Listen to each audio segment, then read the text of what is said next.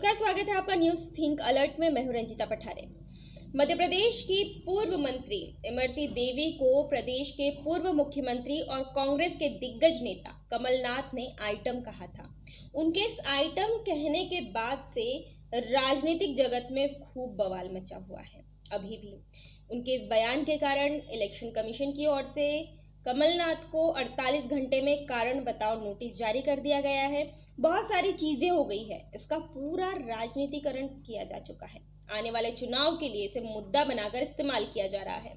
कांग्रेस में लंबे समय तक रहे ज्योतिरादित्य सिंधिया, जो अब भाजपा में शामिल हो गए, जो अपने आप को भाजपाई कहलाते हैं बड़े ही गर्व से, जो पहले अपने आप को कांग्रेसी बहुत ही गर्व से कहलाते थे, वे कैसे अब इस मुद्दे से दूर रह सकते हैं? क्योंकि अभी जख्म पूरा भरा नहीं है। कुछ समय पहले ही की बात है जब वे कांग्रेस में थे और अब भाजपा में आए हैं। तो अब जब वो भाजपा में शामिल हो गए हैं तो कांग्रेस की बातों को, कांग्रेस की ऐसी कमियों को उछालने से कैसे दूर रह सकते हैं? तो उन्होंने डाबरा के मंच पर भाजपा की नेत्री इमरती देवी को बुलाया, उनका खूब सम्मान करते हुए बड़ी बड़ी बातें की महिलाओं के सम्मान में। कहा कि हम ऐसा बिल्कुल बर्दाश्त नहीं करेंगे।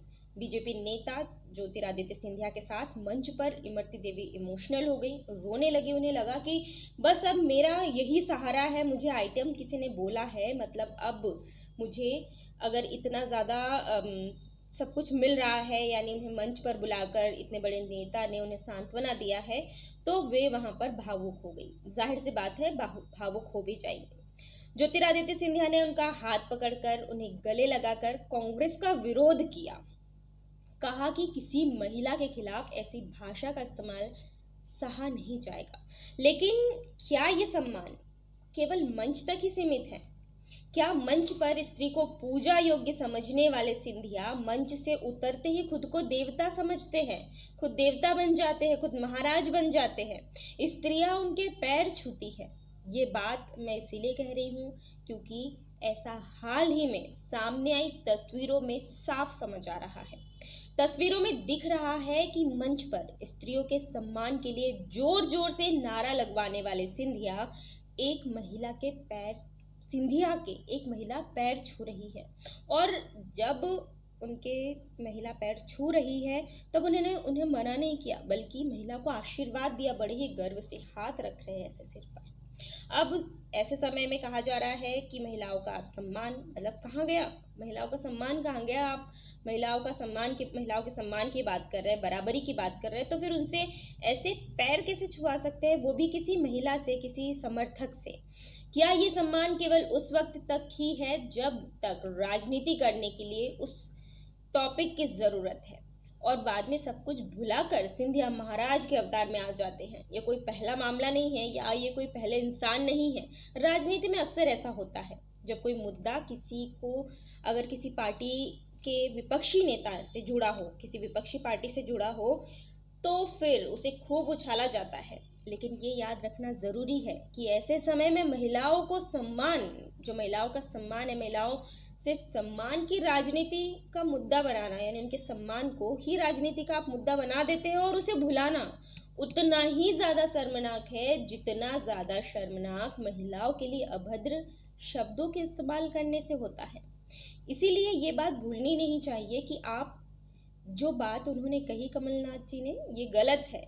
लेकिन उस मामले को इतना ना उछाला जाए, इतना कि आप उस मामले को बहुत उछाल भी रहे हो और पल भर में उसे भूल भी जा रहे हैं, तो ये तो सही नहीं होगा।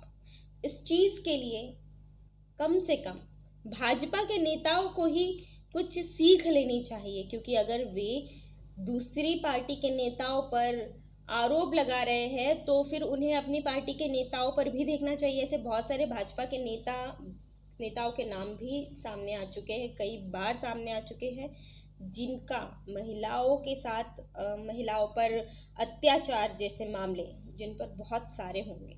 लेकिन भाजपा ने कुछ नेताओं को बाहर भी निकाला, लेकिन बहुत सारे ऐसे नेता हैं जो अभी भी पार्टी में हैं। तो राजनीति करें, बिहार चुनाव है, मध्य प्रदेश चुनाव, बहुत अच्छे से राजनीति करें, लेकिन राजनीति में महिलाओं के सम्मान का शब्द न घसीटे कि हम महिलाओं के सम्मान के लिए ये करेंगे, हम वो करेंगे। भाजपा की सरकार उत्तर प्रदेश में भी है और उत्तर प्रदेश के हालात किसी से छिपे नहीं हैं। इसीलिए जब आप सीना पीट पीट कर कहते हैं कि हम महिलाओं का सम्मान सबसे ज़्यादा करते हैं, तो सबसे पहले आप उन राज्यों में जाए जहां भाजपा की सरकारें हैं और वहां पर महिलाओं का कितना ज़्यादा सम्मान होता है, महिलाओं पर कितना ज़्यादा अत्याचार होता है, इस चीज़ की एक लिस्ट बनाएं। और लिस्ट बनाने के बाद जब परिणाम सामने आएगा तब ये कहें, तब सीना पीट पीट कर कहे कि हम करते हैं महिलाओं का सम्मान, हमारी सरकार में अपराध कम हुआ है, हमारी सरकार में ये हुआ है। लेकिन इसके पहले सिर्फ राजनीति करने के लिए इन शब्दों का इस्तेमाल तो बिल्कुल नहीं करना चाहिए। फिलहाल इस रिपोर्ट में इतना ही था। ऐसे वीडियोस की जानकारी के लिए बने रहिए न्यूज़ थिंक अलर्ट के साथ। Thank you.